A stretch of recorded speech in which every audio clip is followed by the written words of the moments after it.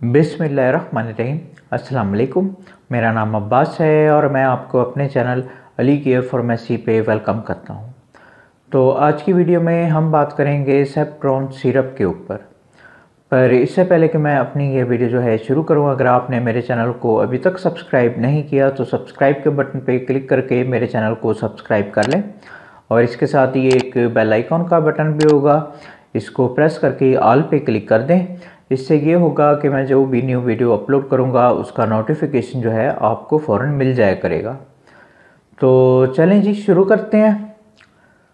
तो सेप्ट्रॉन सिरप, सबसे पहले जी हम इसकी पैकिंग को देख लेते हैं।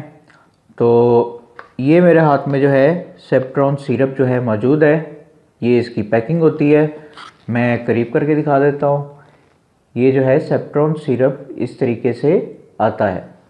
अब अगर मैं खोल के दिखाऊं तो ये जी सेप्ट्रॉन सिरप की शीशी इस तरीके से होती है। ये मैं करीब करके दिखा रहा हूँ। ये सेप्ट्रॉन सिरप जो है इस तरीके से आता है। अब ये आपको जो है किसी भी अच्छी फार्मेसी या मेडिकल स्टोर से जो है आसानी के साथ मिल जाएगा। तो ये जी इसकी पैकिंग हो गई। अब हम बात कर लेते हैं इसके फार्मूले के ऊपर या फिर इसकी ड्रग के ऊपर, जो भी आप जो है अपनी आसानी के लिए कहते हैं। तो सेप्ट्रॉन सिरप का फार्मूला होता है कोट्राइमोक्साजोल।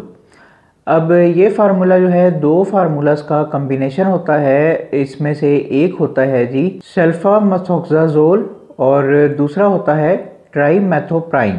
इन दोनों फार्मूलास के कम्बिनेशन को मिला के जो है ये फार्मूला बनाया गया है, जिसे हम मेडिकल की लैंग्वेज में कहते हैं कोट्राइमोक्साजोल।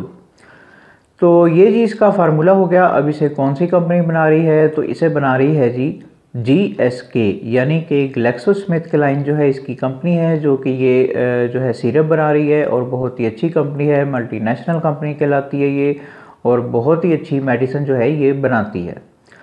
तो ये जी इसकी कंपनी हो गई। अब हम बात कर लेते हैं इसके बेनिफिट्स पे। तो सेप्ट्रॉन सिरप के बेनिफिट्स ये होते हैं कि ये सिरप जो है एंटीबायोटिक होता है और जितने भी बैक्टीरियल इन्फेक्शन होते हैं उनमें जो है इस सिरप को बच्चों में यूज़ करवाया जाता है। अब इस पे ज़रा तफसील से बात कर लें तो अगर आपके बच्चे को किसी भी किस्म का बुखार हो रहा है, जैसे कि आम बुखार हो जाता है या मलेरिया हो जाता है या टाइफाइड हो जाता है, तो अगर आपके बच्चे को किसी भी किस्म का बुखार हो रहा है तो उस हालत में जो है डॉक्टर्स आपके बच्चे को ये सिरप जो है रेकमेंड करते हैं। आप ये सिरप अपने बच्चे को यूज़ करवा सकते हैं। उसके बाद अगर आपके बच्चे को किसी भी किस्म की एलर्जी वगैरह हो रही है, जैसे कि जिस्म पे रैशेस वगैरह हो जाते हैं या इस तरह का कोई और मसला हो जाता है, तो उस हालत में भी डॉक्टर जो है आपके बच्चे को ये सिरप जो है रेकमेंड करते हैं। आप ये सिरप अपने बच्चे को यूज़ करवा सकते हैं।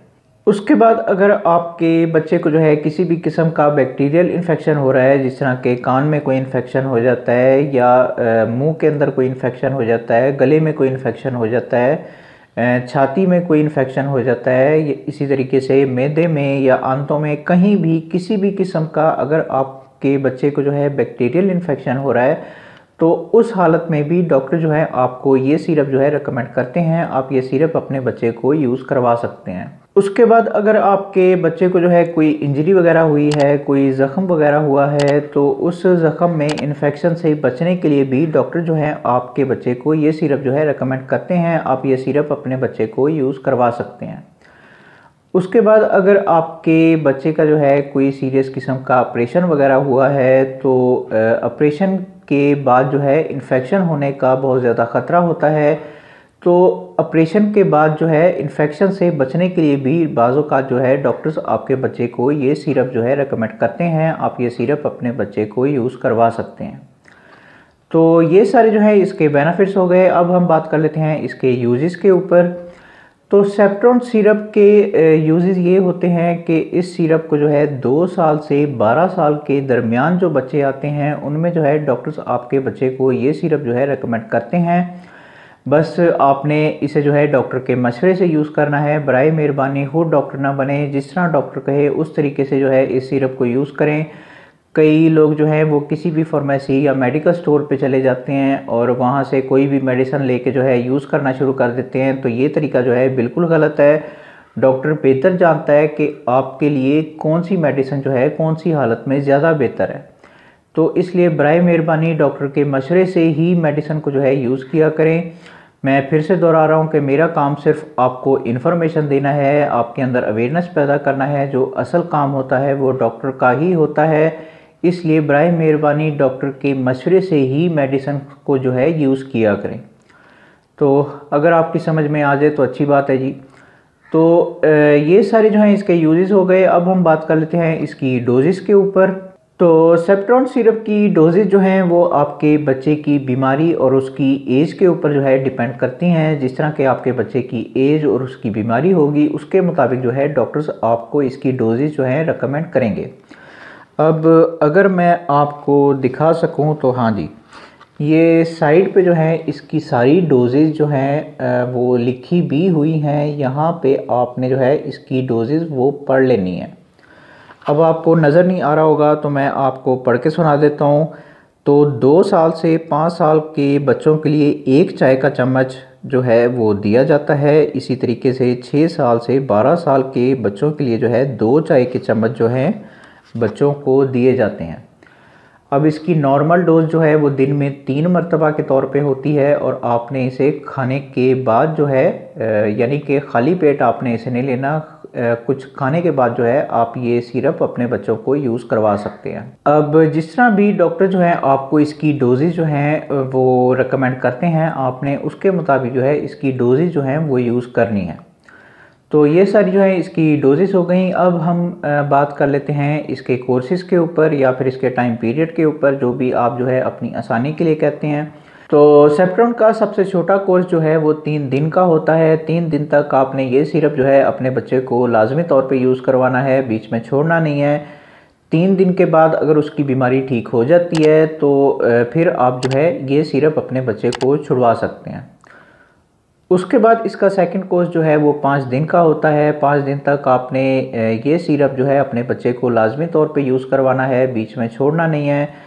कई लोग जो हैं अगर उनकी बीमारी जो है पहले या दूसरे दिन ठीक हो जाती है तो वो फ़ौरन जो है इस सिरप को छोड़ देते हैं। तो ये गलती आपने नहीं करनी। इसके ज़्यादातर साइड इफ़ेक्ट जो हैं वो उसी वक्त असर करते हैं जब आप इसका कोर्स जो है वो पूरा नहीं करते। तो इसलिए जो है जितनी भी एंटीबायोटिक्स मेडिसिन जो है वो मार्केट में आती हैं, आपने उसका कोर्स जो है वो लाजमी तौर पे पूरा करना होता है। तो अगर आपके बच्चे की बीमारी जो है वो 3 दिन के बाद भी ठीक नहीं होती है तो आपने इसे 5 दिन तक अपने बच्चे को लाजमी तौर पे यूज़ करवाना है। उसके बाद अगर उसकी बीमारी ठीक हो जाती है तो फिर आप इस सिरप को छोड़ सकते हैं। उसके बाद इसका मैक्सिमम कोर्स जो है वो 7 दिन का होता है। 7 दिन तक आपने ये सिरप जो है अपने बच्चे को लाजमी तौर पे यूज़ करवाना है, बीच में छोड़ना नहीं है। 7 दिन के बाद अगर आपके बच्चे की बीमारी ठीक हो जाती है तो फिर ये सिरप जो है आप अपने बच्चे को छुड़वा सकते हैं। अब मिसाल के तौर पे आपके बच्चे को कोई ऐसी बीमारी हो गई है जो कि 7 दिन के बाद भी जो है ठीक नहीं हो रही है, तो फिर मैं आपको यही कहूँगा कि आप डॉक्टर से मशवरा करें। और अगर डॉक्टर आपको ये सिरप मज़ीद यूज़ करने के लिए कहता है तो फिर आप ये सिरप मज़ीद यूज़ कर सकते हैं, वरना आप जो है कोई और एंटीबायोटिक जो है वो सिरप लिखाएं ताकि आपके बच्चे की बीमारी जो है वो ज़्यादा से ज़्यादा ठीक हो सके। तो ये सारे जो है इसके कोर्सेज़ हो गए। अब हम बात कर लेते हैं इसके कॉन्ट्राइंडिकेशंस के ऊपर या फिर इसके प्रिकॉशंस के ऊपर, यानी कि वो बच्चे जो कि इस सिरप को यूज़ नहीं कर सकते। तो सबसे पहले जी, अगर आपके बच्चे को इसके फार्मूले से किसी किस्म की एलर्जी है तो उस हालत में जो है आप ये सिरप जो है अपने बच्चे को यूज़ नहीं करवा सकते। उसके बाद अगर आपके बच्चे को जो है कोई गुर्दों वगैरह का कोई मसला चल रहा है, यानी कि उसमें कोई पथरी वगैरह है या इस तरह का कोई और मसला जो है आपके बच्चे के साथ चल रहा है, तो उस हालत में भी आप ये सिरप जो है अपने बच्चे को यूज़ नहीं करवा सकते। उसके बाद अगर आपके बच्चे को जो है जिगर वगैरह का कोई मसला मसाइल जो है उसके साथ चल रहा है, यानी कि जिगर उसका खून नहीं बना रहा है या इस तरह का कोई और मसला जो है आपके बच्चे के साथ हो रहा है, तो उस हालत में भी आप ये सिरप जो है अपने बच्चे को यूज़ नहीं करवा सकते। उसके बाद अगर ये सिरप जो है आप अपने बच्चे को यूज़ करवा रहे हैं और उसके साथ आप ये सोच रहे हैं कि कोई और एंटीबायोटिक सिरप भी जो है वो भी साथ में यूज़ करवा लिया जाए, तो इस तरह का काम भी आप नहीं कर सकते। अब ये थोड़े से जो है इसके प्रिकॉशंस हैं, ये आपने अपने दिमाग में रखने हैं जब भी आप जो है डॉक्टर के पास जाते हैं और आप देख रहे हैं कि डॉक्टर आपको ये सिरप जो है रेकमेंड कर रहे हैं, तो पहले जो है आप अपने बच्चे की कंडीशन के बारे में डॉक्टर को लाजमी तौर पे बताएं, ताकि डॉक्टर आपको सही मेडिसिन जो है वो रेकमेंड करे। तो ये सारे जो है इसके कॉन्ट्राइंडिकेशंस हो गए। अब हम बात कर लेते हैं इसके साइड इफ़ेक्ट्स के ऊपर। अब सेप्ट्रॉन जो है उन मेडिसिन में से एक है जिसके साइड इफ़ेक्ट्स जो हैं आप पे फ़ौरन ही अपना असर जो है वो दिखाना शुरू कर देते हैं। यानी कि आप ये समझें कि आप इसे गले से नीचे उतारेंगे और इसके साइड इफ़ेक्ट्स जो हैं आपको फ़ौरन ही अपने बच्चे पे नज़र आ जाएंगे। तो इसलिए जो है एहतियात करें। अब मैं इसके साइड इफ़ेक्ट्स जो हैं वो आपको बता देता हूं। तो इसके साइड इफ़ेक्ट्स में सबसे पहले, अगर आपके बच्चे को इसके फार्मूले से किसी किस्म की एलर्जी है तो आपको कुछ एलर्जी रिएक्शन जो हैं वो देखने में आ सकते हैं, जैसे कि जिस्म पे रैशेस वगैरह हो सकते हैं या इस तरह का कोई और मसला जो है आपके साथ हो सकता है। तो ये चीज़ इसके साइड इफ़ेक्ट्स में जो है शामिल है। उसके बाद जो है आपके बच्चे को वीकनेस हो सकती है, यानी कि कमज़ोरी उसे जो है महसूस हो सकती है। तो ये चीज़ भी इसके साइड इफ़ेक्ट्स में जो है शामिल है। उसके बाद जो है आपके बच्चे को मैदे के मसले मसाइल जो हैं वो देखने में आ सकते हैं, जैसे कि बदहज़मी होना या गैस होना। तो ये चीज़ भी इसके साइड इफ़ेक्ट्स में जो है शामिल है। उसके बाद आपके बच्चे को जो है वो नौज़िया हो सकता है, यानी कि उसे जो है उल्टियाँ वगैरह वो लग सकती हैं। तो ये चीज़ भी इसके साइड इफ़ेक्ट्स में जो है शामिल है।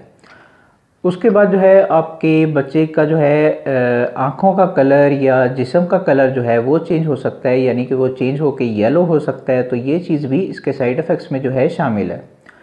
उसके बाद जो है आपके बच्चे का यूरिन का कलर जो है वो चेंज होके जो है येलो आ सकता है। तो ये चीज़ भी इसके साइड इफ़ेक्ट्स में जो है शामिल है।